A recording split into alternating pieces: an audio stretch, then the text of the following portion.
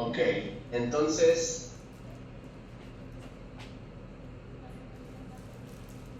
hay algo que se llama la dosis efectiva 50. La dosis efectiva 50 es la dosis que produce el efecto terapéutico en el 50% de la población que recibe el fármaco. Y eso pues viene derivado de los estudios en animales que se están realizando a través de las diferentes etapas. Vean, por ejemplo, este es el porcentaje de los efectos biológicos o el número de individuos, y en el cual, bueno, específicamente aquí está el 50%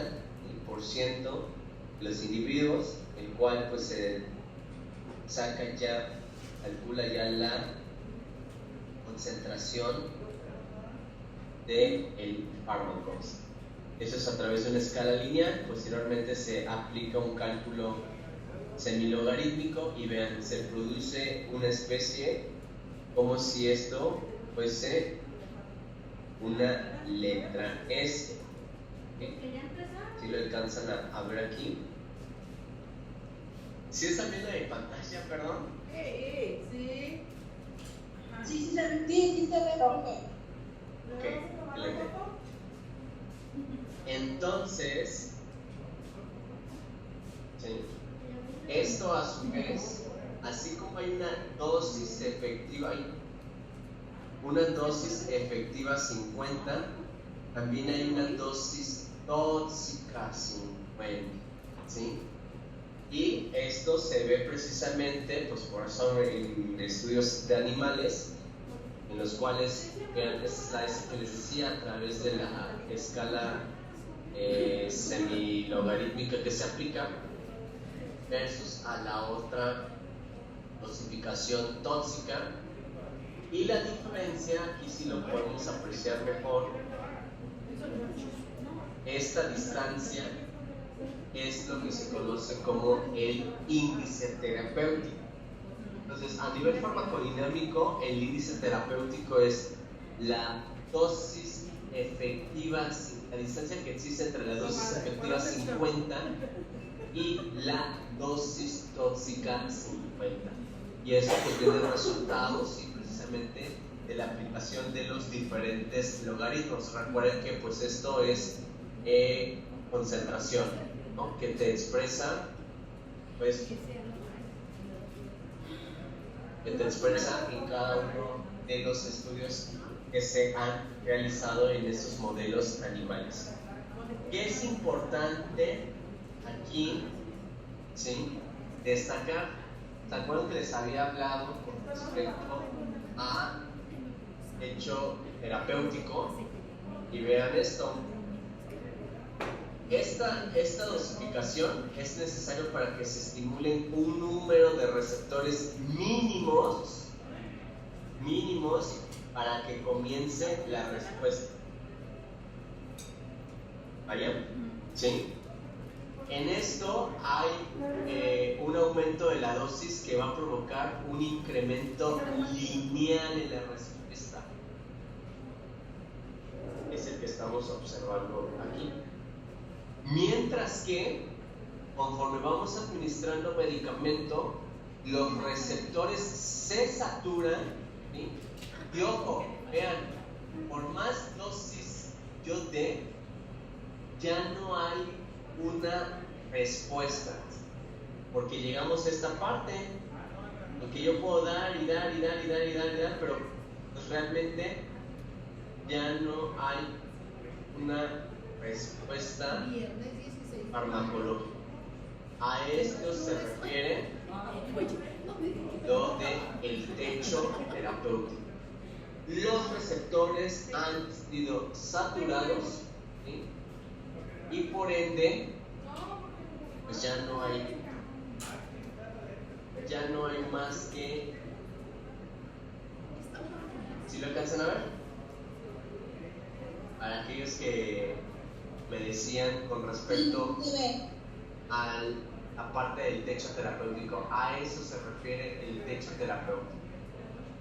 Ya no vamos a tener una respuesta a nivel fisiológico porque se ha saturado todo, pero sí que vamos a tener pues la parte de los efectos tóxicos, porque entre más nos vamos acercando, si lo quieren ver así, entre más nos vamos desplazando, vamos a llegar, fíjense, aquí se va a ver mejor.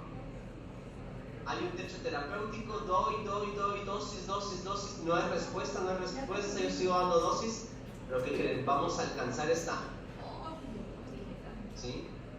Porque ese es un cambio con respecto a la concentración, pero no hay un efecto. ¿Ya vieron? Es una especie de meseta. ¿Qué habíamos dicho que era esta curva? Dosis de toxicidad. La dosis de toxicidad. Entonces, alcanzamos un techo terapéutico, no hay cambio en la respuesta, pero seguimos desplazándonos sobre la concentración. Vaya, si lo quieren ver aquí, ese porcentaje del individuo, esto finalmente es un logaritmo de las concentraciones. ¿Okay?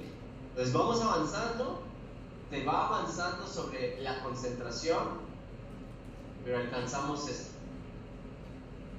la dosis tóxica.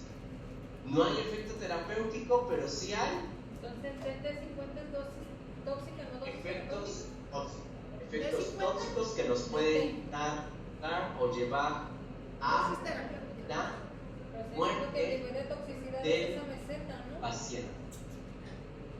Pues vean la importancia, por eso es que para mí era muy importante este concepto. Y la otra DT que tiene Este concepto dosis terapéutica es prácticamente o dosis tóxica, la 50, que es dosis donde se trata la meseta. tóxica. Arriba dices tú. Por eso es que les decía, la dosis máxima ya fue establecida. Ya eso ya fue dada a través de los estudios que se desarrollaron durante las diferentes fases. No es un capricho del farmacéutico, no es un capricho del área de farmacia que está liderada por farmacéuticos, por supuesto, ¿sí? Porque pues luego dicen, no, pues es que en la receta están pidiendo 10 frascos. 10 frascos es lo que me tienen que dar. Pues sí, pero ¿qué creen? Que yo soy farmacéutico, ¿sí? Y yo conozco las dosis máximas. Si se necesita una justificación por arriba de estas, que venga el escrito y que me lo busque. ¿Saben cuántas veces ha pasado eso? Jamás. Jamás. Donde más problemas tenemos es en el área de neurocirugía, ¿sí? Los neurocirujanos dicen que está Dios y después están ellos. Bueno, pues farmacológicamente podrán estar las altas esferas celestiales, pero la farmacología que llevan es la misma para todo.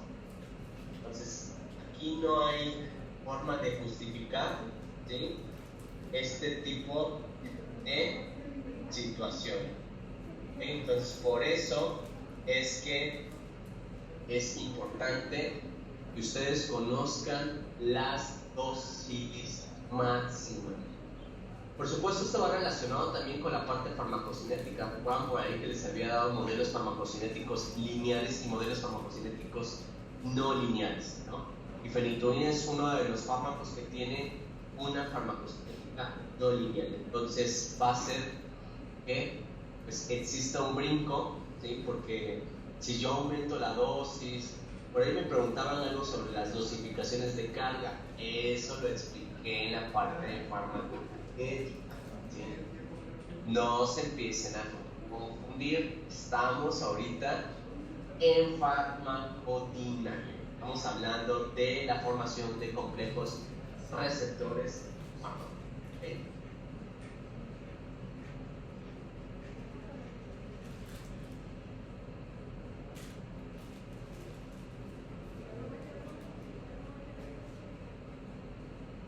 Ojo, por aquí me están preguntando dosificaciones de metilprednisolona. Bernardo Serafín Garduño. Antes que nada me gustaría saber qué tipo de sal. ¿Estamos hablando de acetato de metilprednisolona? ¿Estamos hablando de succinato de metilprednisolona? Sales completamente diferentes, con indicaciones terapéuticas completamente diferentes, ¿sí?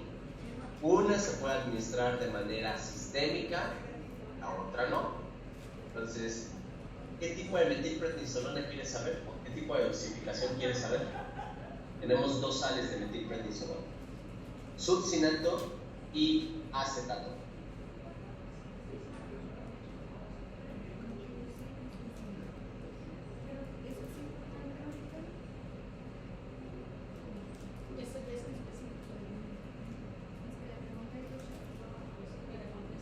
Succinato de metilprednisolona.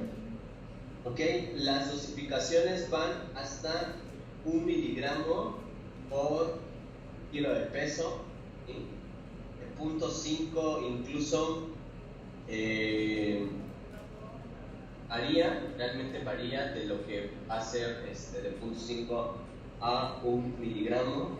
A diferencia del acetato de metilprednisolona, pues bueno, puede administrar como dosis máxima de acetato, ¿sí? Hasta 80 miligramos día de acetato. Ojo con esto, es algo muy común, ¿no? En alguna ocasión tuvimos una situación y bueno, subí a aclarar esto. Habían solicitado justamente así, ¿no? Metilprednisolona. Entonces uno de los chicos que se encontraba en esa farmacia, en una clínica privada, ¿sí? Pues le pedían 40 miligramos. Dijo, pues mira, hay una metilprednisolona de 40 miligramos. Entregó para un servicio pediátrico. La verdad es que a mí me llamó la atención cuando me comentó. Dije, a ver, pero preguntaste cuál era la indicación o para qué tipo de diagnóstico iba a estar dado. La realidad es que el paciente necesitaba succinato, no acetato. Son sales completamente diferentes. Son a pesar de que sea metilprednisolona, la sal cambia completamente diferente. Acuérdense que en fármacos pues hablamos ya de este tipo de sales. Metilprednisolona succinato podemos dar incluso lo que vendrían siendo 250 hasta cada 4 horas, 250 miligramos, o sea, hasta prácticamente 1 gramo al día puede ser. Entonces hay diferentes indicaciones o situaciones y por ello es importante pues conocer para qué está siendo prescrito este medicamento, ¿no? El acetato es para infiltraciones, para procedimientos locales como es la ortopedia, mientras si queremos un efecto sistémico pues es necesario utilizar el succinato. Entonces mucho cuidado aquí, depende de qué, siempre hacemos énfasis, ¿no? Sobre todo con metilprednisolona. Acetato es una cosa, succinato es otra cosa, aún sea prednisolona. ¿Dudas o preguntas hasta aquí? ¿Algo que quieran agregar?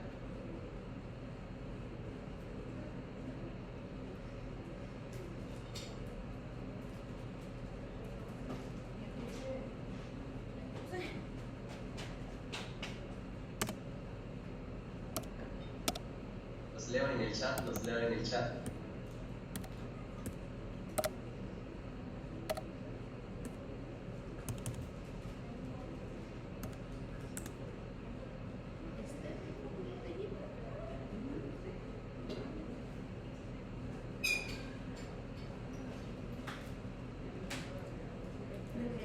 Ese silencio incómodo me preocupa. Les digo, no sé si realmente entendieron todo o el otro escenario no entendieron nada. Ese es el problema de los silencios incómodos. ¿A qué se refería con dosis tóxicas 50? Bueno, a la dosis a la cual se mató realmente a la mitad de la población. En este caso pues les digo que son en modelos animales. Esperar para eliminar. A ver, aquí hay una pregunta: ¿cuánto tiempo hay que esperar para eliminar la toxicidad de un medicamento? ¿Quién me ayuda a responder esta pregunta? A ver si ya pueden entender lo de la clase anterior. hay una pregunta que dice, ¿cuánto tiempo hay que esperar? Excelente, muchas gracias. ¿Cuánto tiempo hay que esperar para eliminar la toxicidad de un medicamento? Bueno, la toxicidad de un medicamento siempre va a estar limitada y únicamente depende del medicamento, pero el parámetro farmacocinético importante pues son el parámetro farmacocinético importante es la vida media y necesitamos de 3 a 5 vidas medias para tener completamente el medicamento fuera del organismo. Muy bien, la verdad es que me siento contento al ver que, sí, les digo que la parte de la farmacología lo más importante es cuando se aplica. Y la forma se aprende, pues se aplican. La verdad es que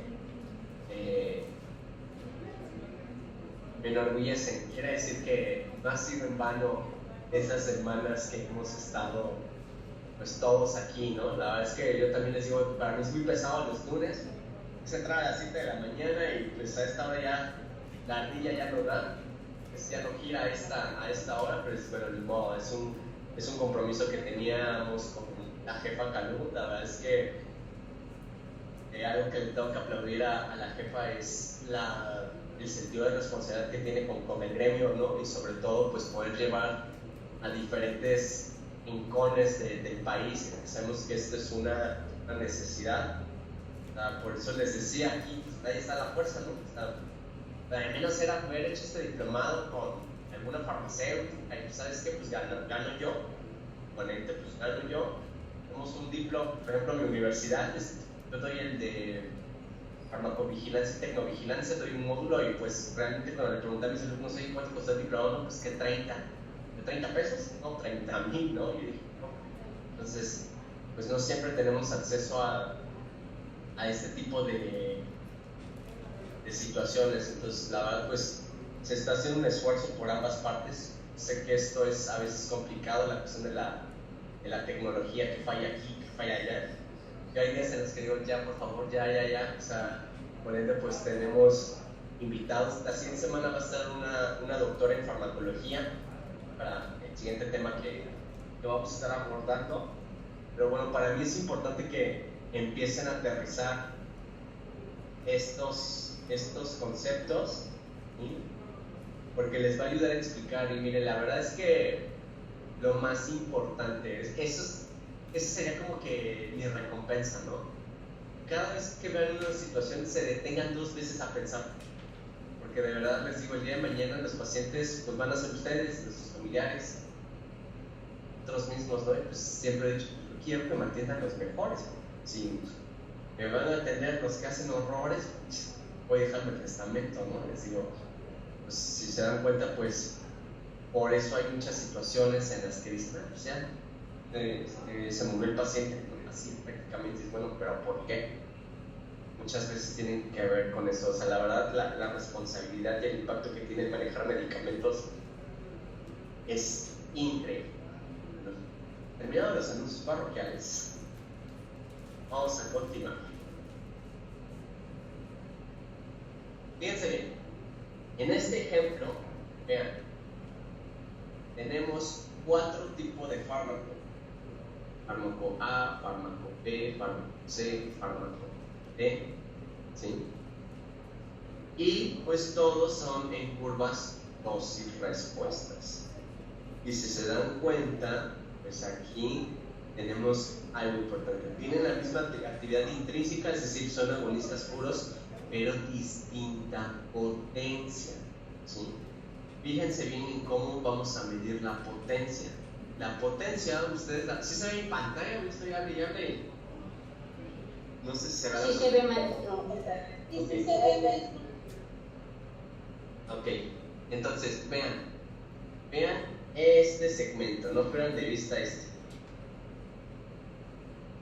el de concentración, ¿sí? La concentración necesaria para alcanzar la dosis efectiva 50 es inferior en el fármaco A que en el fármaco.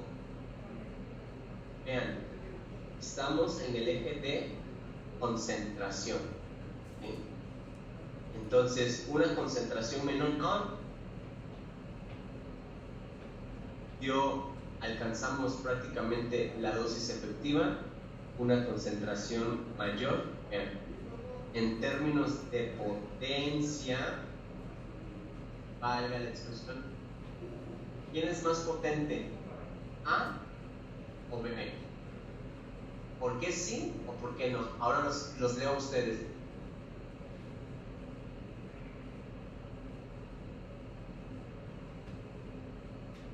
Las gráficas son iguales, ¿no?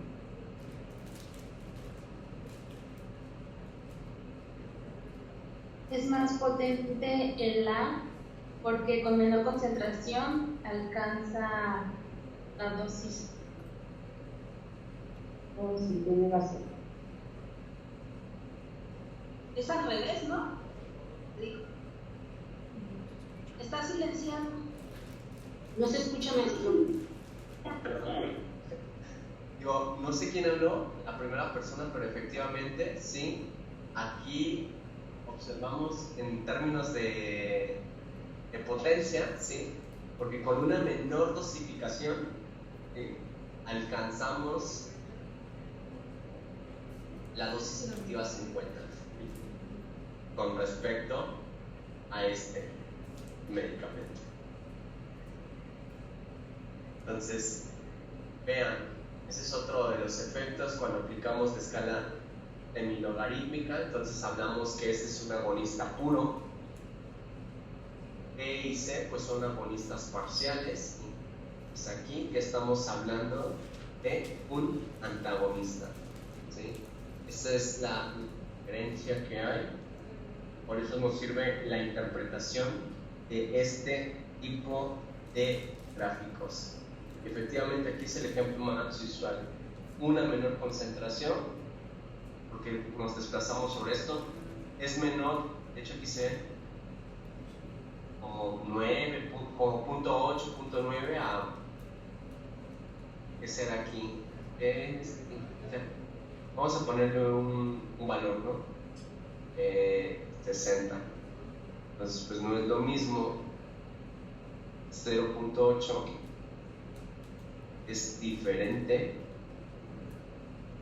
60. Entonces este por ende es más potente. En el ejemplo lo podemos ver como un agonista. ¿Sí lo alcanzan a visualizar? A ver, nos leen el chat. Ese es lo importante. Qué bueno que ya la agarró alguien. Bueno, porque requiere menos concentración, sí, por la mayor concentración de las dosis. A ver, ¿qué más nos dicen aquí? O libertad, o sea, con eso estaríamos cerrando prácticamente la parte de la... Bueno, todavía me falta... No, sí. Con eso estaríamos cerrando la parte de la farmacodinámica. Si se dan cuenta, es una embarradita, ¿no? Los conceptos más importantes pues ya están, que son receptor, mecanismo de acción, efecto terapéutico. En las curvas pues es en las dosis respuestas pues que identifiquen la dosis, la concentración efectiva, la concentración tóxica, pero hablando ya de procesos fármaco. Realmente Miguel Ángel González Morales lo que lo hace más peligroso, más de cuidado, a ver, me pongo esta parte.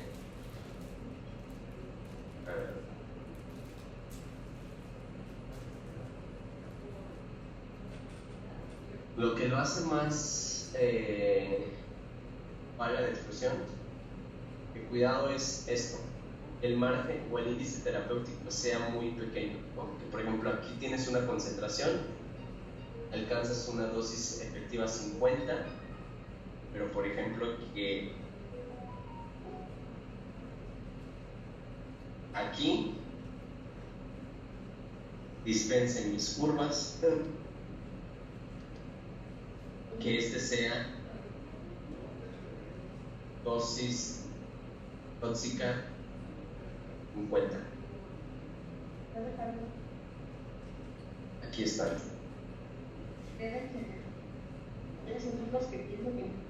Aquí están. Y esa es la diferencia.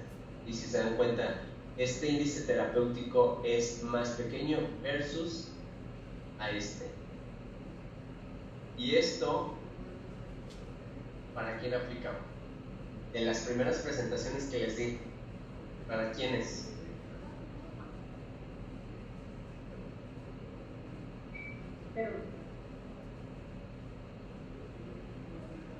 ¿Los ángeles?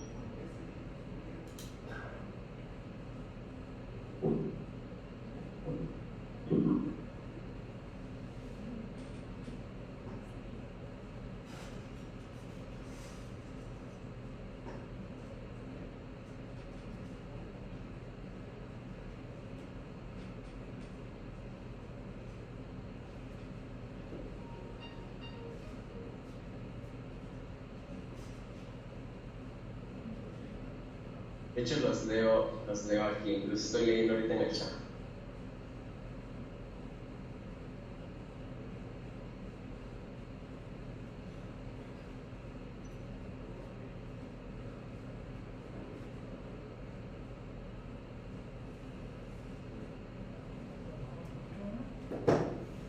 Déjenme busco en mi repertorio. A ver si está.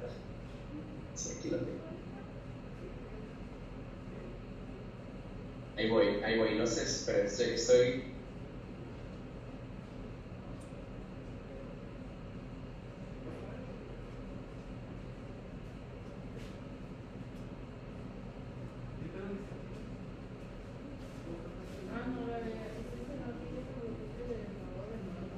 Entonces les decía, vamos de lo general a lo.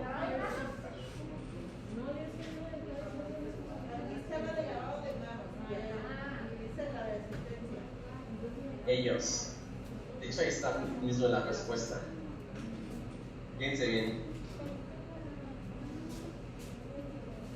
Todos estos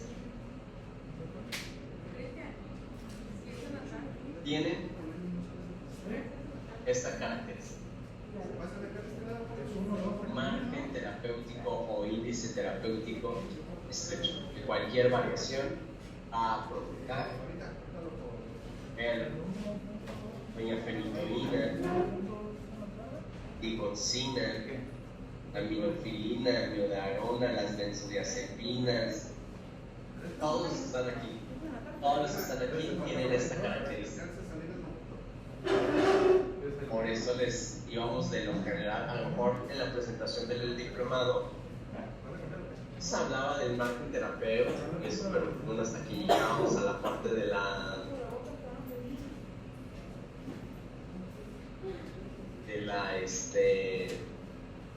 farmacodinámica. Vamos a entender esto. A ver, por aquí hay algunas preguntas. Voy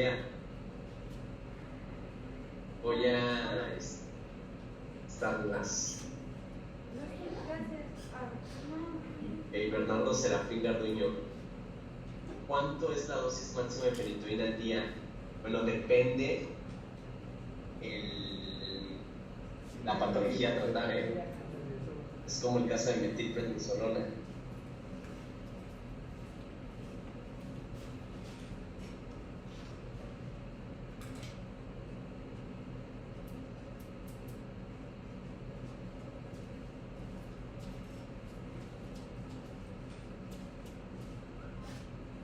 Por ejemplo, en un estatus epiléptico, la dosis de carga va desde los 25 hasta los 50 miligramos por kilo.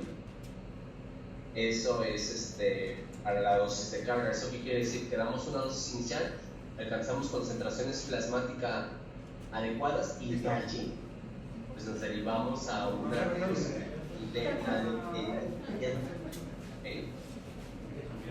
entonces es dependiendo.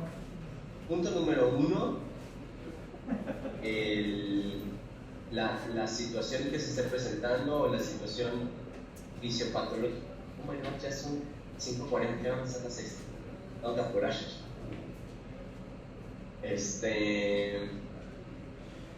Porque, miren, consultando,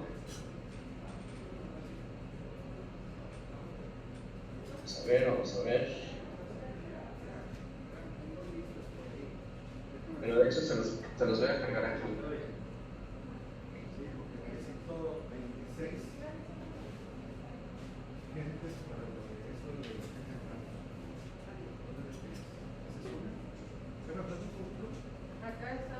En mi chat se está cargando mi base. Yo ya la contesté, ¿eh? Yo también. Yo ya también. ¿Ahí lo encuentro? Sí, allá en la computadora de higiene de la. Dos. Contesté dos. ¿No te piden uno?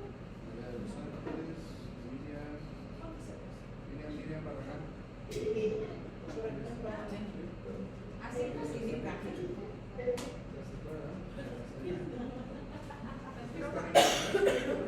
Miren, hay 3 indicaciones para fenitoína.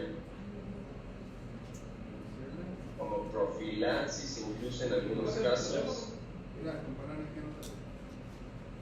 en una cirugía que va a ser utilizada para una cirugía traumática a nivel cerebral, el estatus epiléptico,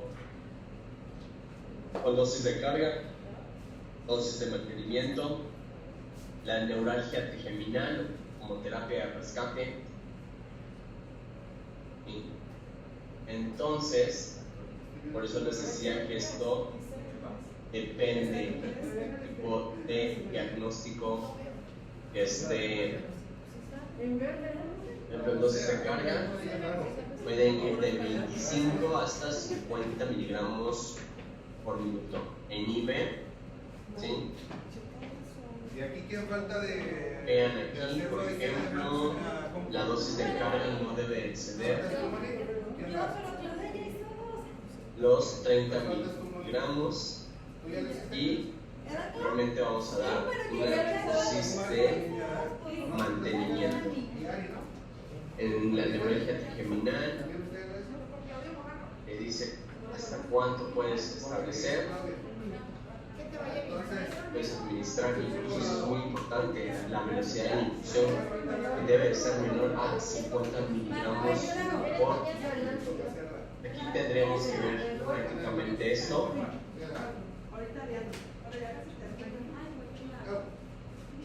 De qué el tipo de diagnóstico para qué. Sí, la dosis de carga se conoce como dosis de impregnación, aunque tenemos que llegar a concentraciones plasmáticas ideales. Pregunta, dice, en el auditorio, si se utiliza vancomicina diluida por vía oral, ¿hasta cuánto tiempo se puede proporcionar? No entiendo la pregunta si es duración del tratamiento o estabilidad. De Durango, por ahí les encargo nada más ese dato. ¿A qué se refieren? ¿A duración del tratamiento o la estabilidad que puede tener? Si lo pueden escribir en el chat para que no se abran los micrófonos, se escucha la interferencia, por favor. Y ahorita seguimos respondiendo. ¿Ok? Bueno, vámonos rápido porque siempre me come el tiempo. Siempre termino corriendo. Abro mi siguiente. Ok. Duración del tratamiento. Pues en el caso de manejo de Clostridioides difficile, ¿sí? Siempre la recomendación es que vaya combinado con otro. Bueno, esto depende de las características del caso, ¿no? Si es de reciente, si es una recaída, etcétera. Pero no debe de ir más allá de los 15 días. De hecho, en antibióticos hay algo que se llama shorter is better, menos es mejor. Entonces no debe de estar más allá de los 15 días con vancomicina. Entonces, ojo, por ahí digo, es una realidad. Hemos encontrado prescripciones hasta de más de 30 días. De repente, pues, no. pareciera no medimos el impacto. ¿Por qué razón? Porque pues empezamos a seleccionar cepas de Enterococcus vacuocomicinus resistente. Curan el Clostridium, pero le dejan una infección ahora agregada por Enterococcus vacuocomicinus resistente, y de repente ahí es cuando tenemos toda la problemática. ¿Dónde estás? De un momento, dejé cargo la presentación. La moví. Permítame un momento.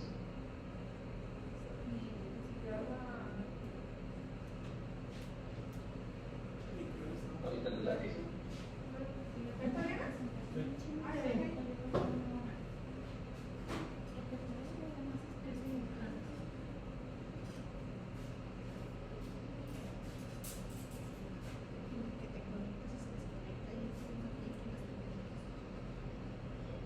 Vamos, estamos sobre el tiempo, entonces quiero ir aterrizando algunas de las cosas. Voy a estar con un ejemplo práctico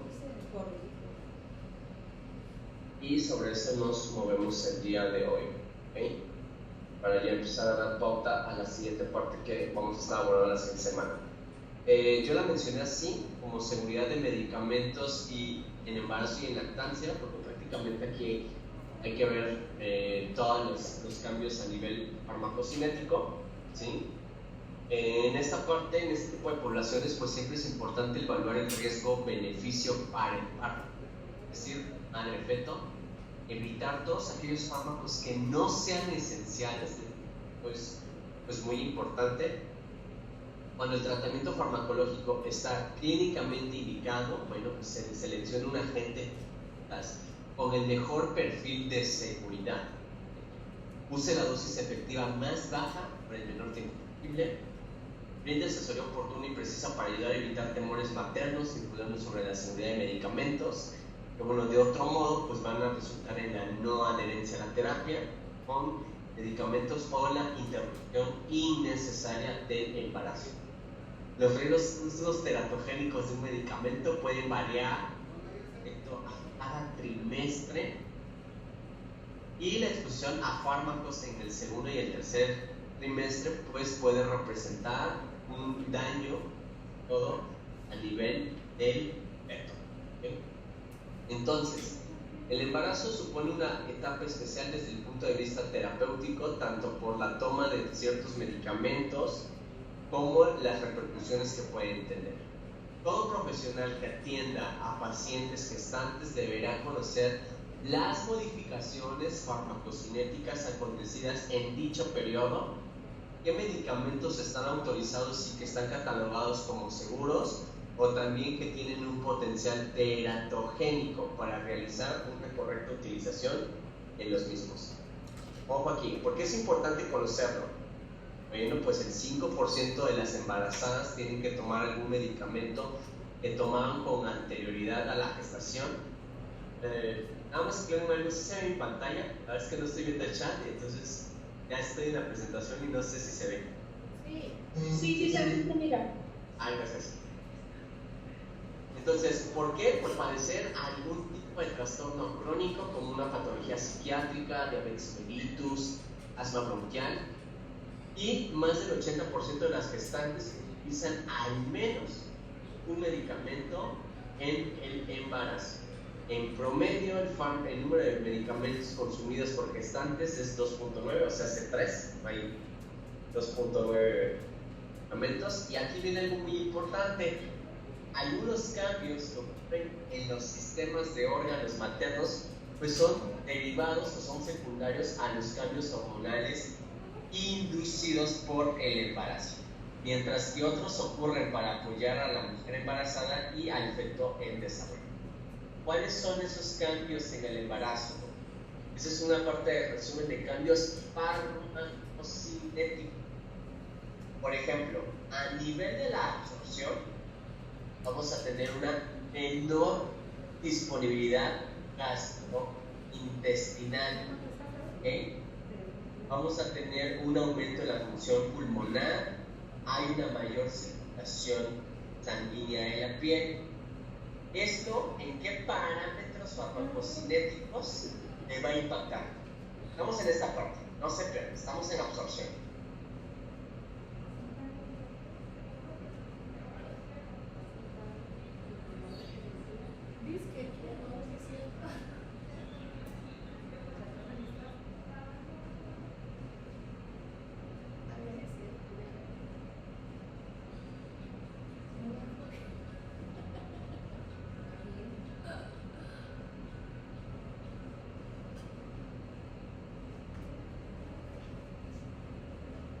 Y luego, pero no sé si están escribiendo en el chat, es que no veo de aquí el chat, solamente estoy viendo la... Pues es que no nos vean.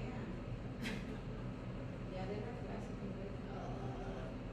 Es que dice tantito y quiere, pues quiere entrar. Lo que pasa es que le interrumpen porque él quiere contestar lo que le preguntan, ¿no?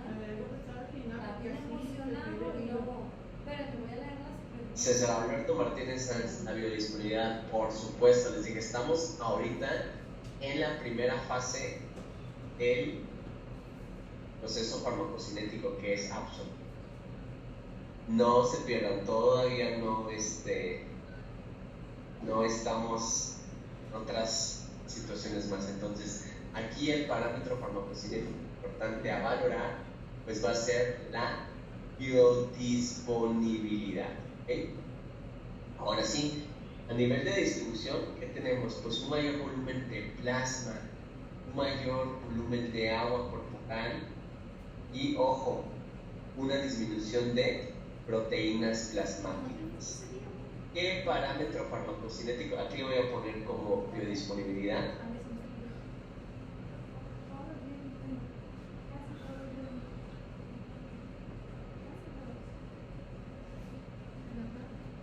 Si se ve mi pantalla, yo me estoy hasta rayando y no sé si se ve. Sí, se ve. En esta fase, ¿qué parámetro, farmacocinético se va a ver impactado? Si hay un mayor volumen de plasma, de agua corporal, de proteínas plasmáticas. De hecho, vean esto es importante. Una mayor deposición de grasa, aumenta la deposición de grasa.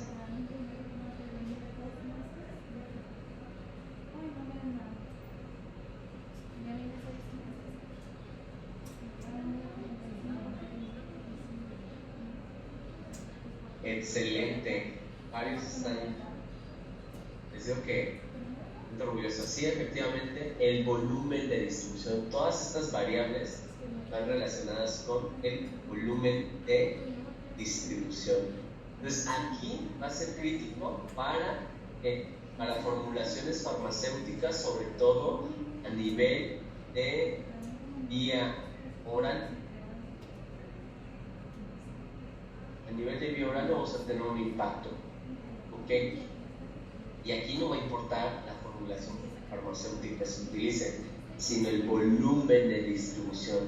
Les decía que si tenemos dos tipos de fármacos, hidrofílicos y lipofílico, ¿ok? Entonces si son fármacos hidrofílicos, ¿sí?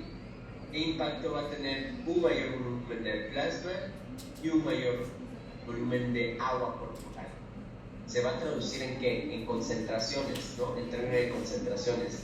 Entonces voy a tener concentraciones supra o concentraciones sub. Esta es pregunta por ustedes. Si son fármacos hidrofílicos.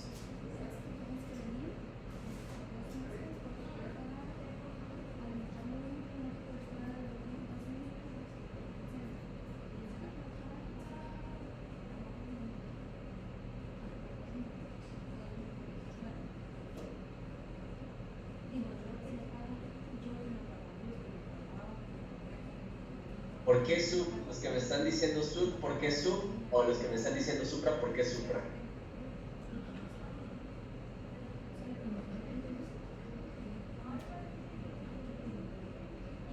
Ojo con lo que estoy diciendo, estoy poniendo el ejemplo con fármacos hidrofílicos. Una mayor afinidad por el agua. Infra. excelente Cecis, doctor Pedro Bárcenas y César Alberto y otras cosas que dicen invitados que no los conozco, bueno, que no aparecen, pero hablamos de concentraciones subterapéuticas. ¿Por qué razón? Porque el fármaco va a tener un efecto como de dilución por una mayor presencia, en este caso de un volumen de plasma, también de líquido. Entonces los fármacos que tengan la característica de ser hidrofílicos, es decir, que tengan una alta afinidad al agua, hagan de cuenta que es como si van a estar diluidos, ¿ok? Entonces el que esté diluidos, pues también me va a condicionar, se decía esto, ¿no? Que la farmacocinética va de la mano con la farmacodinámica, ¿sí? Va a condicionarse también el efecto terapéutico, ¿okay? Ahora viceversa, ¿qué pasa? Les digo que hoy era la parte de aterrizar los conceptos con una población en especial. Si hoy no puedo ver lo de pacientes críticos, si no me alcanza el tiempo, no se desesperen porque me dicen, ya no me entero lo de pacientes críticos. Cuando veamos la parte de anestésicos y sedantes, ahí lo voy a poder yo aterrizar. La anestesióloga que nos va a dar la clase es buenísima, entonces espero que no se pierdan esa clase. Todavía faltan unas semanas para aterrizarla, solamente es comercial, ¿sí? Porque van a decir, bueno, el químico que nos va a dar lo de pacientes críticos. Bueno, si no alcanzo a verlo hoy, o sea, la verdad es que me interesa que empiecen a ver la parte práctica. ¿Cómo aterrizamos eso? Entonces, imagínense, hay una mayor posición de grasa. Entonces, ¿qué papel juega, por ejemplo, para los fármacos ahora lipofílicos? ¿Okay? ¿Qué pasaría, por ejemplo, con una enoxaparina, con una insulina, en ese tipo de pacientes?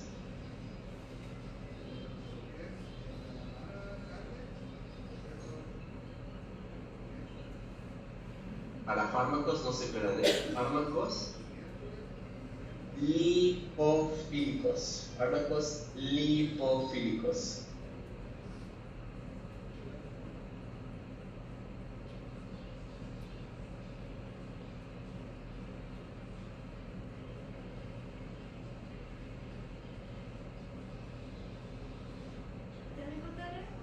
Hay una mayor absorción, ok. Hay una mayor concentración. Excelente. Ya pasaron el examen con esto. Excelente, excelente. Sí, efectivamente. Como nada más es cuestión de darles las herramientas. Ya me hicieron mi día. Ya sé que con esto ya entienden otras cosas. La verdad es lo que necesitan. O sea, cuando yo les pongo los ejemplos y les digo que muchas veces es la falta de criterio, cuando se diseñó este diplomado, pues hacíamos, bueno, queremos pensar que la falta de criterio se debe pues a que no tienen estos conocimientos, ¿no? Y pues una de las estrategias para mitigarlo pues era proporcionándoles este tipo de bases para que pues ahora sí, les digo, el premio o la mejor paga que nosotros podríamos tener, hablo desde la Jefatura Nacional de Enfermería y su servidor, pues es que no pasen las cosas que pasan en todos lados, ¿no? Que es un secreto a voces esto de las reacciones adversas a medicamentos o errores de medicación. Pues sí, efectivamente, muy bien, me quedo satisfecho con lo que están respondiendo, sí. Ojo también aquí, a nivel de metabolismo la actividad es variable, ¿sí? Porque puede haber aumento o disminución de algunas actividades enzimáticas. Aquí es importante para la biotransformación. Aquí sí depende de cada medicamento, depende si pueden existir pues metabolitos con actividad farmacológica. Y a ver aquí, en la parte de la excreción, hay una mayor filtración glomerular, hay una mayor secreción del túbulo renal. Y entonces, ¿qué parámetro farmacocinético? Fíjense nada más, estamos en puras cuestiones farmacocinéticas y vean cómo va a tener un impacto a nivel farmacodinámico, ¿no? Cómo se va a traducir en concentraciones supra, concentraciones sub, por ende pues también va de la mano el efecto, ¿okay? Entonces, a nivel de la excreción, si hay un menor, si hay una mayor filtración glomerular y una mayor secreción del túbulo renal, ¿qué parámetro farmacocinético entonces va a ser impactado?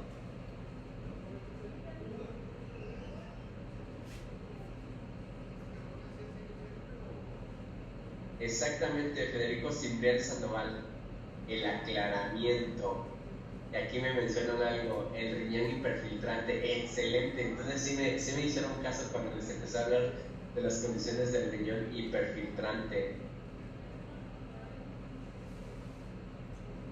Lo que se ve impactado es el aclaramiento, ¿sí? Porque va a estar siendo eliminado todos aquellos fármacos de una manera pues muchísimo más rápida, ¿okay? Excelente. ¿Sí? El parámetro importante es el aclaramiento. ¿Y eso qué me puede condicionar? Si hay un mayor aclaramiento también, ¿qué me va a condicionar? ¿Concentraciones supra o concentraciones subterapéuticas?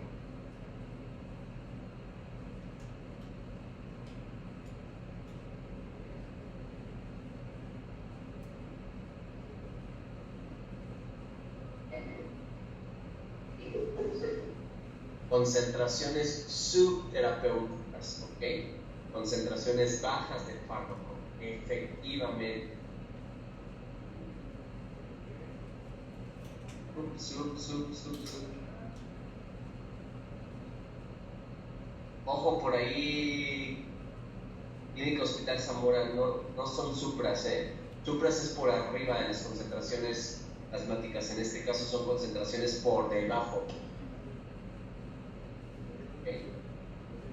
Entonces sí, esto nos va a dar la pauta a tener concentraciones bajas de ciertos medicamentos.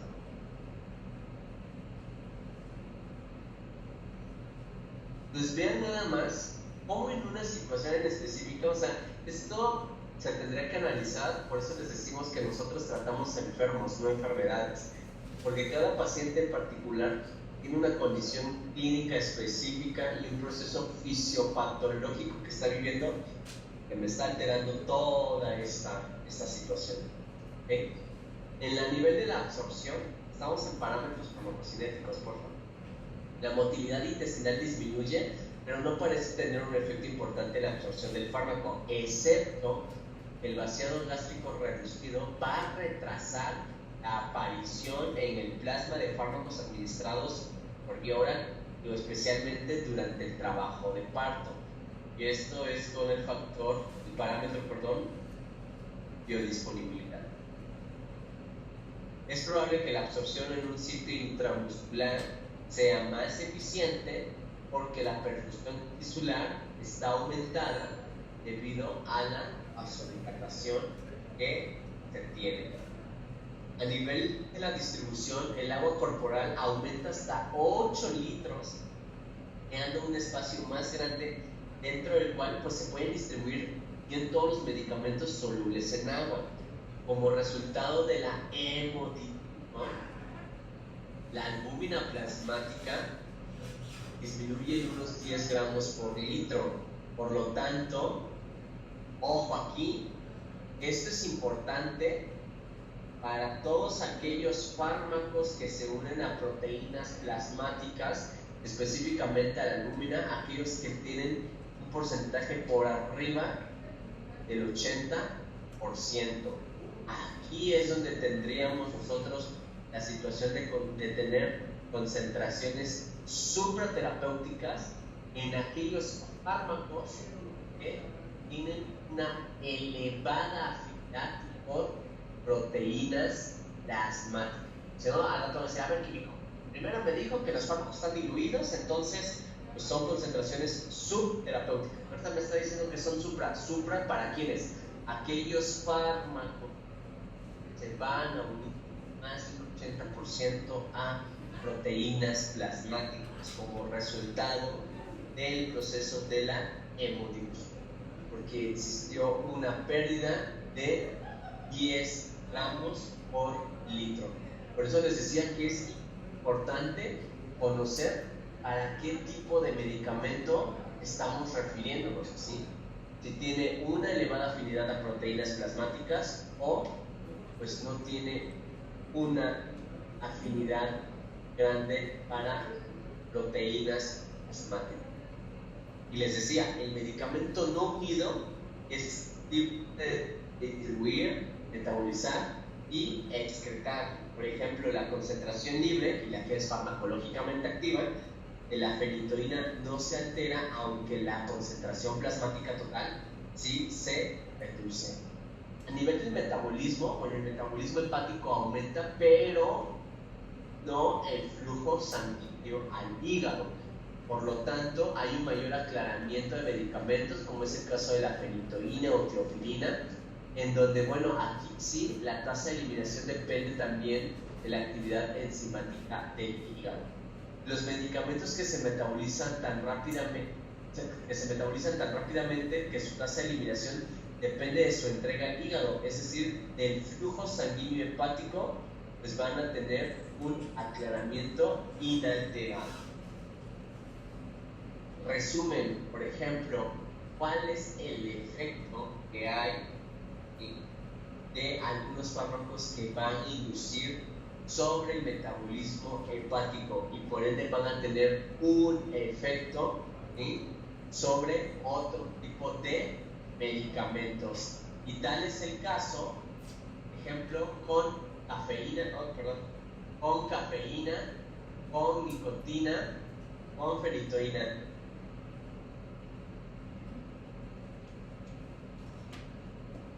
Fenitoína, proguanil, estrometofano, metoprolol, ¿sí? Entonces vean los cambios durante el primer trimestre, durante el segundo trimestre, durante el tercer trimestre. Y esto viene derivado pues de todas las isoenzimas. Acuérdense que en el citocromo P450 contamos con una variedad de isoenzimas. La eliminación, el flujo plasmático renal casi se duplica, por lo tanto pues hay una pérdida rápida de fármacos que el riñón excreta. Por ejemplo, para el caso de amoxicilina, cuya dosis debe duplicarse para infecciones sistémicas, pero no para infecciones del tracto urinario. ¿Por qué razón? Bueno, se dice que para tratar una infección a nivel del tracto urinario, lo que vamos a tener o lo que vamos a necesitar son un porcentaje importante de la excreción de medicamentos de forma inalterada en el cuerpo. Pues les digo, no es lo mismo tratar una infección sistémica a una infección, por ejemplo, tan localizada como es una en una embarazada, que en uno sí necesita una mayor concentración y en otra. ¿Dudas o preguntas? Hasta aquí voy a dejar de compartir, los leo en el chat. ¿Dudas o preguntas hasta aquí? ¿Se dan cuenta cómo ya vamos aterrizando dadas las diferentes? Bueno, en este caso pues estamos en una población en específico que es la población de embarazo, lactantes y embarazados. ¿Dudas o preguntas hasta aquí? Todavía no entramos de lleno al efecto de heterogenicidad, por ejemplo, que se pudiera desempeñar, que es también viene aunado a todos los diferentes parámetros farmacocinéticos.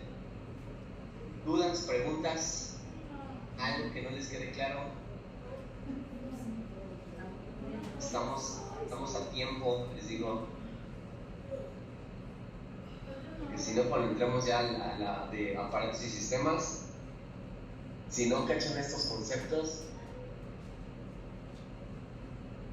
ok, en el caso de desparasitantes en qué trimestre sería recomendable darlo o no darlo, no sé, pues bueno, humananzas, vamos para allá, estamos en esta parte, no hemos terminado con esa población, vamos para allá, apenas vamos a presentarles las diferentes situaciones que hay por trimestre, ¿ok? Vamos a continuar entonces. La transferencia de medicamentos hacia la placenta. Bueno, la placenta no es una barrera perfecta para fármacos y productos químicos administrados a la madre. De hecho, pues por ejemplo, a partir de aquí tomó mucho énfasis la tragedia de la talidomida, ¿sí? Ya que mostró que la placenta pues ya era capaz de transferir a los fármacos ingeridos por la madre hacia el feto, pues con lo que ya se sabe, ¿no? El potencial de generar teratogenesidad.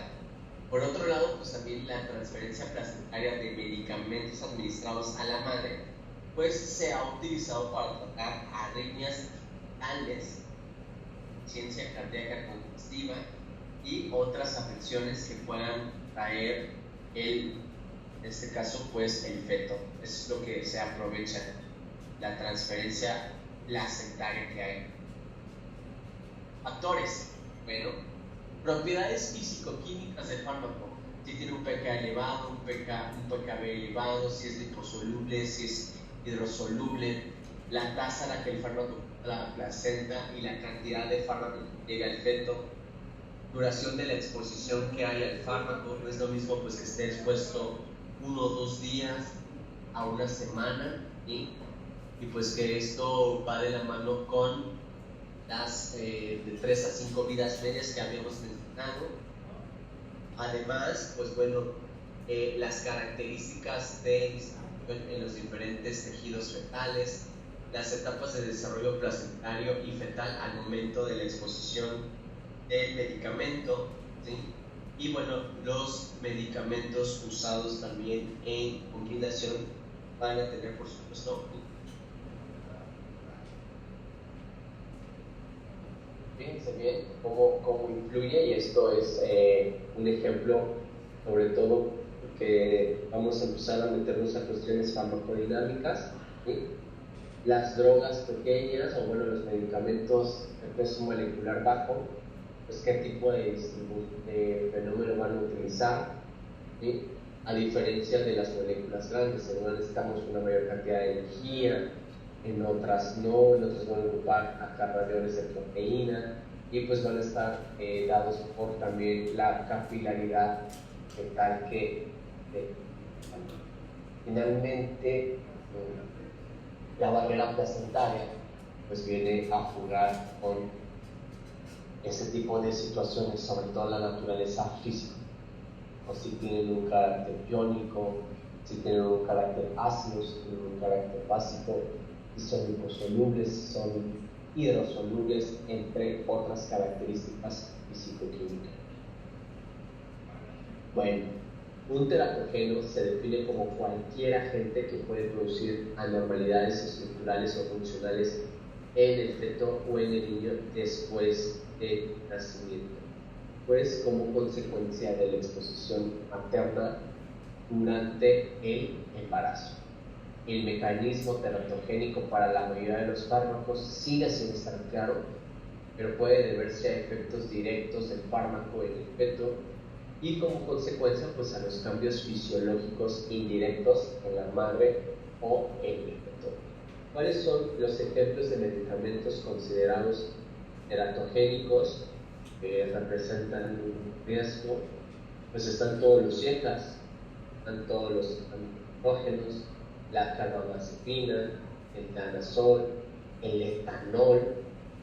Digo, pues hay tomas están embarazadas, hay honrosas excepciones. El litio, el metadresato, el misoprostol, el micofenolato, las tetraciclinas, la talidomida, el ácido valproico, la vitamina A y derivados. No estoy seguro si a ustedes se los comenté, fue con mis alumnos del posgrado, donde les mencioné un caso de una paciente que no sabía que estaba embarazada y que estaba en tratamiento con isotretinoína. Cuando inició, pues obviamente no estaba en planes de embarazo. Ella embaraza el segundo mes de haber iniciado el tratamiento con isotretinoína para tratar un problema de acné, y les decía que dentro del consumo en esta situación de self fitness, pues tomaba constantemente pues, el dichoso té verde. Pero el té verde pues tiene una elevada cantidad de vitamina A, de tal manera que pues potenció el efecto a través de una interacción a nivel farmacológico, y pues desafortunadamente el bebé pues nació con un defecto. A ver, se me fue el término, a ver si hay algún iluminado por aquí. Cuando nacen con la orejita chiquita, a ver, se me fue el término médico, ahorita se me fue el término médico. Lo traía en la punta de la lengua, no sé si hay algún alumbrado que me pueda ayudar con se me fue el término médico. Pues la pacientita nació con un problema de formación a la orejita pequeña. Tiene un nombre, yo pues, voy a intentar acordarme.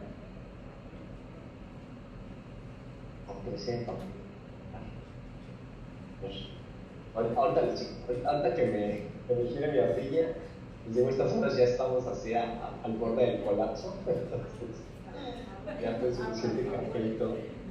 Microtia. Muchas gracias. Ahí está. Microtia. Muchas gracias. Sí, saben que entonces la paciente, bueno, el efecto que tuvo en el paciente, que el bebé nació con microtia, derivado pues de estas. Muchas gracias. Ya a estas alturas ya estoy dando las últimas. Y bueno, vean esto es importante porque aquí pues prácticamente, ¿sí se ve mi pantalla? Yo estoy hablando y no sé si se está viendo. Confírmenme, por favor. La pantalla. Sí se ve, Entonces vean cuál es el proceso. Desde la primera semana de gestación hasta el término, aproximadamente las 38 semanas. ¿Sí? En este lapso, pues me puede dar la muerte prenatal las primeras 2 semanas. Posteriormente, en el periodo embriónico, bueno, aquí los efectos pues pueden ser anormalidades específicamente a nivel morfológico, ¿sí? Y pues bueno, aquí nos indican cuáles son los sitios más comunes de la acción del teratogénico: paladar, a la oreja, a los dientes, al ojo, al corazón, al sistema nervioso central. Entonces vean, dependiendo, pues es un esquema que me gusta mucho, porque dependiendo la semana de embarazo o de gestación, pues es el riesgo que representa para los diferentes sitios de acuerdo a la exposición de un teratógeno. Y finalmente, ya en las últimas semanas les pueden encontrar efectos fisiológicos y en menor medida pues anormalidades menores a nivel morfológico. Pero vean, aquí es un punto importante. Por ejemplo, dentro de la semana 20 hasta la 38, pues van a afectar, la exposición puede afectar a el cerebro. Entonces vean nada más la importancia, ¿sí?, de en qué momento pues va a existir la exposición de una sustancia teratogénica, cuál va a ser el impacto. ¿Okay? ¿Dudas o preguntas hasta aquí? Obviamente todavía no termino. Ahorita vamos para allá, para esos trimestres y eso, y que se pueda, que no se pueda, etcétera. No toman ansias, pero con respecto a esto, algo que no estén entendiendo, para mí es de lo más importante, ¿sí? Porque pues ustedes el día de mañana o quieren tener mamás o van a tener una amiga mamá, etcétera. Entonces, pues aquí cobra mucha importancia. ¿Dudas o preguntas hasta aquí? Los leo en el chat.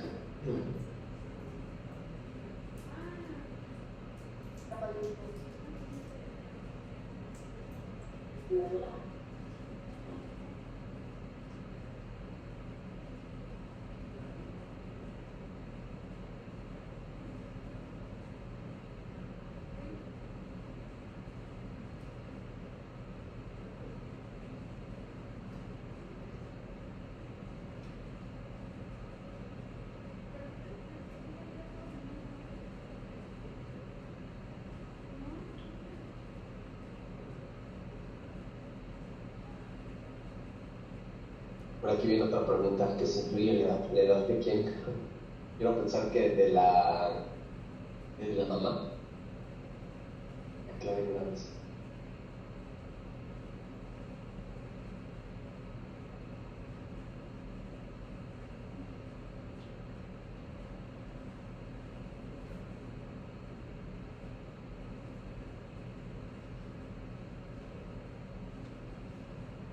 Sí, porque aquí va de la mano la calidad, en este caso, del óvulo.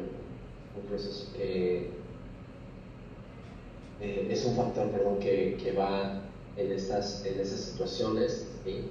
Que tiene que ver también con la parte de la fertilidad, etcétera, con otras cuestiones pues independientes. Pues es mayor el riesgo por la calidad del óvulo. Bueno, vamos a continuar, porque si no se va a cerrar la garganta, no voy a terminar la clase. Entonces, fíjense, en la etapa preembrionaria, es decir, de la semana 0 a las 2 de post, ¿no?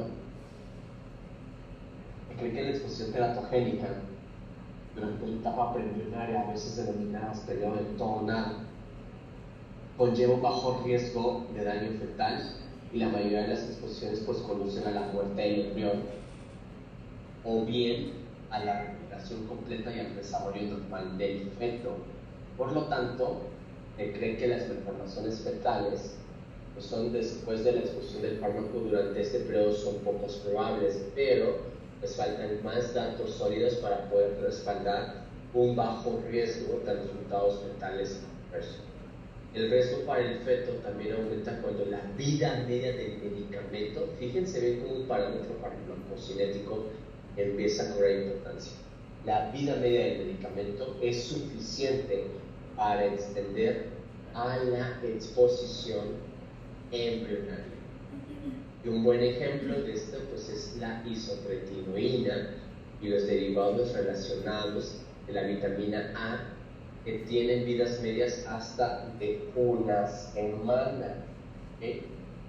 Y partimos de esto, fíjense, vamos a hacer el ejercicio.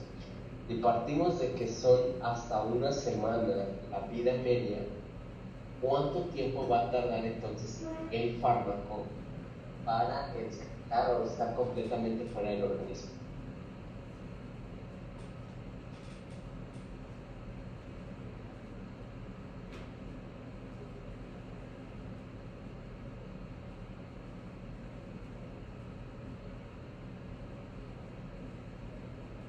Tomen el dato que les acabo de dar.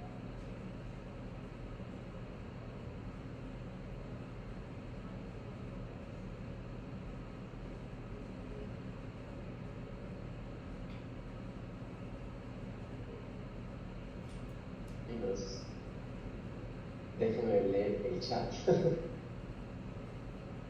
5 semanas. Y fíjense bien, de hecho, ahorita me acordé del caso, pero este fue un caso que, la verdad, en ese momento el hospital se negó a publicar. Yo quería hacer el reporte del caso porque lo importante o lo rico de los reportes de caso, pues es la información científica que aporta, ¿no? Porque no se trata de estar regando isotretinoína a todas las embarazadas y a ver qué pasa, ¿no? Realmente, pues en este caso fue una cuestión, digamos que accidental. Yo creo que todo el mundo sabe cómo se embarazan las personas, ¿no? Como que digo, no sé cómo me embaracé. La clásica es que fui al baño y estoy embarazada. Todavía no hay nación divina, entonces pues aquí es importante entender esto. ¿Por qué razón? Porque pensando en el ejemplo que les estaba dando, pues es hasta 5 semanas, ¿sí? Les decía, para poder decir que ha eliminado el medicamento del cuerpo. Y vean dónde están los efectos. Pues si les dije que era microtia, que nació en la baby, pues aproximadamente aquí podemos ver, están entre la semana 5 y la semana 6. Here, que es over. Entonces, cobra sentido lo que les acabo de mencionar. Para poder liberar el medicamento, pues obviamente pues, se iba a extender la exposición. A lo mejor esta chica, pues la segunda semana se percató que estaba embarazada, si no es que hasta en la tercera o cuarta semana, y pues de aquí que se suspendía, más bien de lo que se eliminaba el completo medicamento, pues existió una exposición. ¿Sí? Entonces, en la etapa embrionaria, hablando de la semana de la 3 a la 8, la exposición a medicamentos durante este periodo es crítico, por lo tanto representa el mayor riesgo de defectos congénitos importantes. Por esta razón, a menudo se aconseja que las mujeres eviten o minimicen el uso de todo tipo de medicamentos en el primer trimestre, siempre que sea posible, ¿ok? Es importante tener en cuenta que de hecho muy pocos medicamentos son teratogénicos o que son teratógenos probados, y la exposición en el segundo y tercer trimestre pues aún pueden causar daño fetal. En la etapa fetal, hablamos de la semana 9 a la 38, pues esto es pues, especialmente cierto para el sistema nervioso central, que puede dañarse por la exposición a ciertos medicamentos, por ejemplo el etanol en cualquier etapa del embarazo. Los genitales externos también continúan formándose desde la 7ª semana hasta el término. En consecuencia, por ejemplo, el danazol tiene propiedades androgénicas débiles y puede causar la virilización de un feto femenino si se administra en cualquier trimestre después de la 8ª semana de embarazo, cuando comienzan a formarse pues todos los receptores andrógenos. ¿Okay? ¿Quiénes? Bueno, inhibidores de la enzima convertidora de angiotensina, que si se administran en el segundo y tercer trimestre pueden provocar disfunción renal fetal y oligoanhídrados posteriores, es decir, un volumen reducido de líquido amniótico. Los medicamentos antiinflamatorios no esteroideos como los AINES son otro grupo importante de medicamentos que van a causar problemas, específicamente en el tercer trimestre. Estos medicamentos inhiben la síntesis de prostaglandinas, ¿no? Ya lo vimos, está relacionada directamente con la dosis, y cuando se administran al final del embarazo, pues pueden provocar el cierre prematuro del conducto arterioso fetal y también van a provocar insuficiencia renal fetal. Por ende, pues bueno, hay toda una serie de clasificaciones. La red de agencias europeas de medicamentos, lo que se conoce como la EMA, ha publicado las pautas para la evaluación de medicamentos en reproducción humana y el riesgo.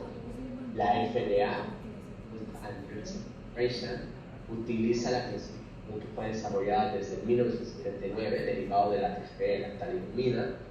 Y bueno, hay otro más, como es la agencia australiana, ADC, que es similar a la FDA, y que bueno, hay una serie de clasificaciones. Por ejemplo, esto es derivado de la Agencia Europea del Medicamento, las descripciones que tiene. En estas pautas, pues se describen los procesos de integración de datos clínicos y no clínicos, se esquematiza la forma de recoger las fichas técnicas autorizadas. Esa es las más comunes, por así decirlo, que es la clasificación de la categorización en embarazo de acuerdo a la FDA. Es categoría A, en la cual no hay ningún riesgo o el riesgo en estudios en humanos no existe. Categoría B, D, E, X. De los más importantes, pues es ver qué categoría tienen específicamente para aquellos que tengan o estén contraindicados en el embarazo o aquellos que tengan una evidencia positiva en riesgo. Entonces, lo más importante o de los que se deben evitar, pues son los fármacos que tengan categoría D. Y bueno, voy a responder a la pregunta. Cada vez que me dicen desparasitantes es como les y a todos. ¿Qué tipo de medicamentos? Es como si me dijeran Gaines, bueno, pues que Gaines, o hay analgésicos que pueden ser utilizados en el embarazo. ¿Cuáles? La persona que me estaba preguntando de desparasitantes, la pregunta es, ¿qué tipo de desparasitante? ¿Cuál en específico?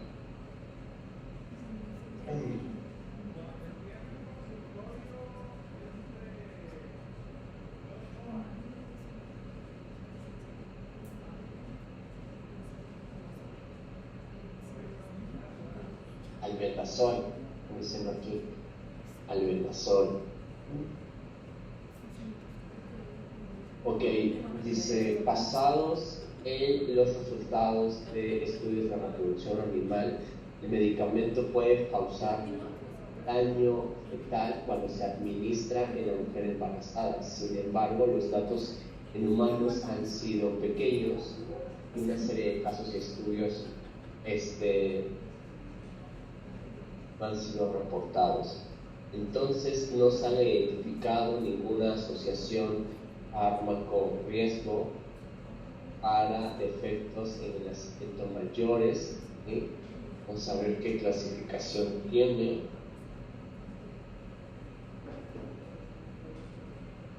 Ok, aquí tienen categoría C y te dice úsese con precaución siempre y cuando los beneficios superen el riesgo. Tiene una categoría C.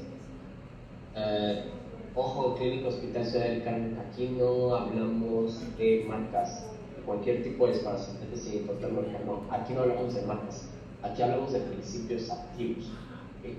Son cuestiones completamente diferentes. Hay todo un grupo farmacológico que tiene que ver con el efecto de desparasitar. Por ejemplo, el metronidazol también se da para desparasitar, se da para cierto grupo de ácido. Infamida.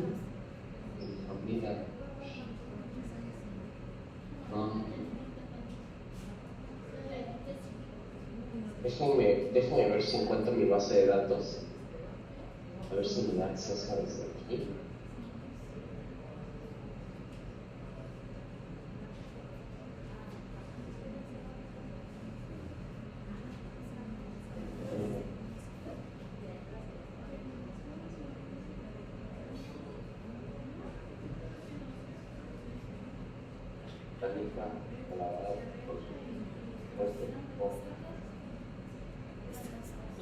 A ver si me dan acceso a desde mi teléfono.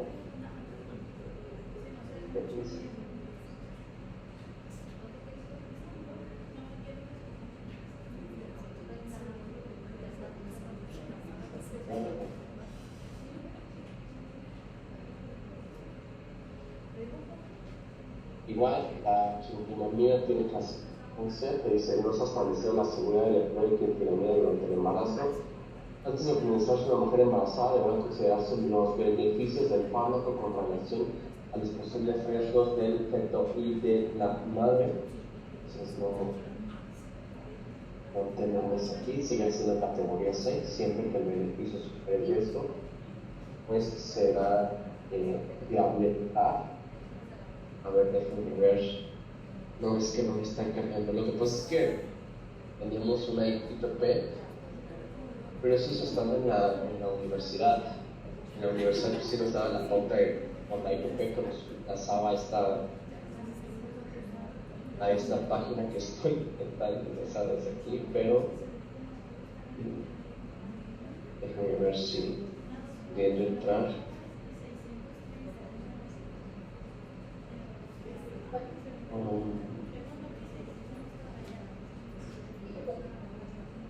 Viendo si hay alguno de ellos. Se le bajó el volumen, no se escucha bien. No, de hecho estoy hablando de espacio, estoy buscando.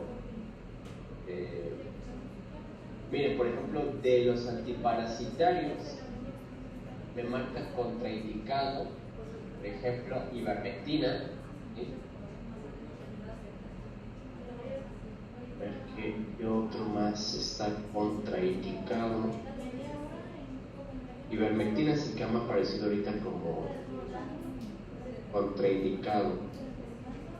Por ejemplo, el tinidazol le dice que se debe de evitar en el primer trimestre de embarazo. De hecho, todos te dicen que deben de evitarse en el primer trimestre, y coincide con lo que les acabo de mencionar. Y te dicen, por ejemplo, los que son categoría C, valorar riesgo-beneficio en el segundo y tercer trimestre. Praziquantel tiene categoría B, nitazoxanamida tiene categoría B, metronidazol tiene categoría B, solamente ivermectina me aparece como contraindicado, albendazol tiene categoría C, le dice que se tiene que evitar en el primer trimestre de embarazo y en el segundo y tercer trimestre pues valorar el riesgo-beneficio, ¿ok? Por toda la que les funciona. Entonces, pues sí es.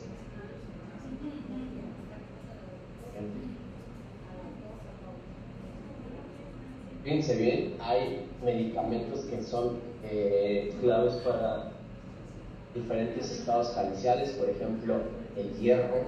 ¿Sí? La deficiencia de hierro es la causa más frecuente de anemias en embarazadas.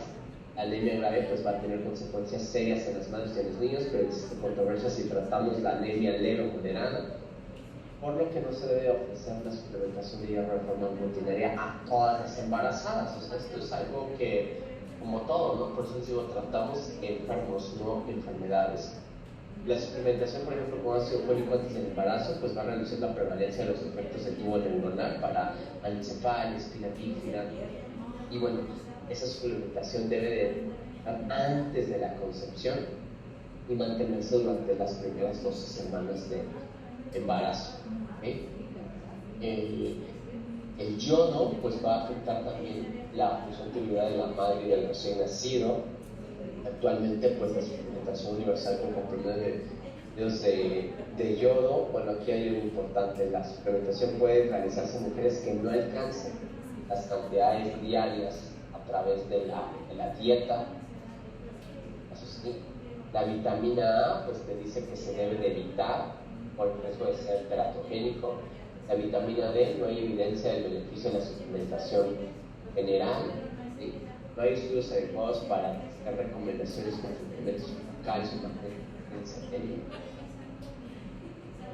las patologías digestivas, bueno, las náuseas con los y vómitos son muy comunes al inicio del embarazo.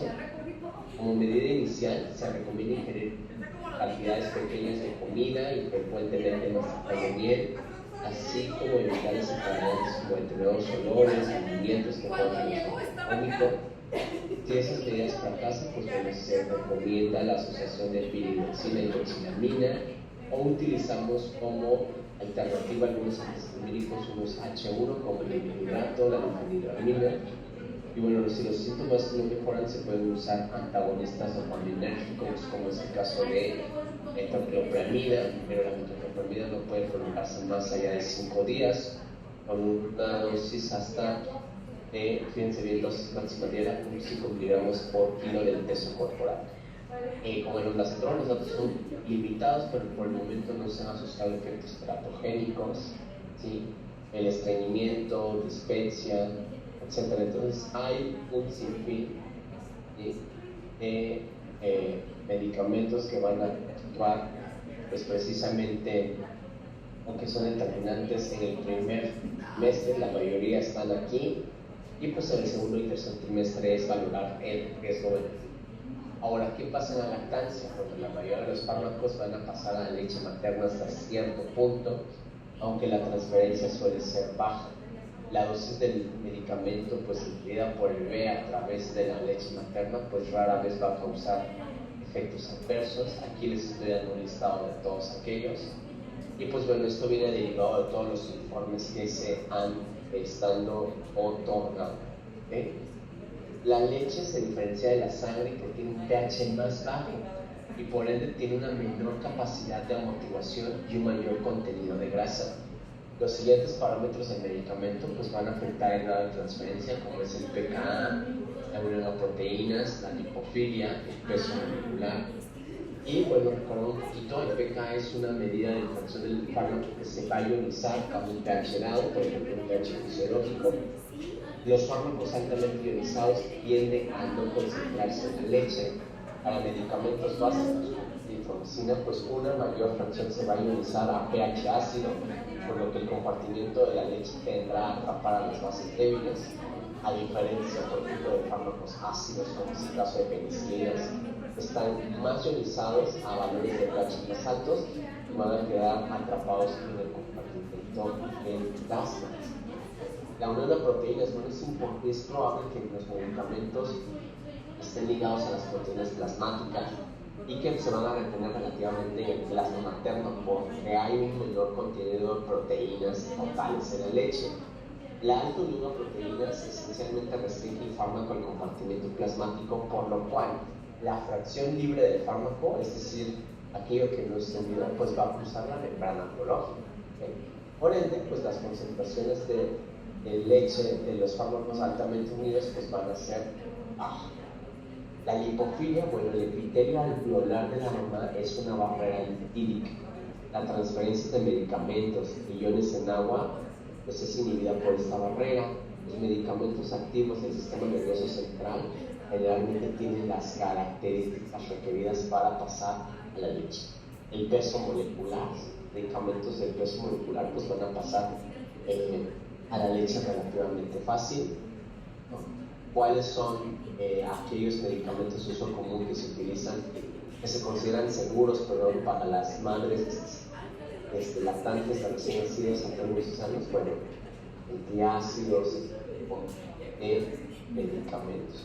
Por lo tanto, pues hay que ver siempre, teniendo en cuenta esto, ¿no? Aquellos que tengan un bajo volumen de distribución, un alto peso molecular, una alta unión de proteínas plasmáticas, son 100% compatibles con la lactancia. Y bueno, hay toda una serie de tablas que van a estarse cargando, y con esto pues voy a cerrar el día de hoy. La verdad es que traigo lastimada a mi garganta, estoy cambiando un poquito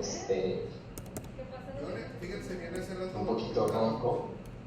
Sí, ya me están reclamando en el grupo que no tiene la información. Bueno, toman la clase del inicio.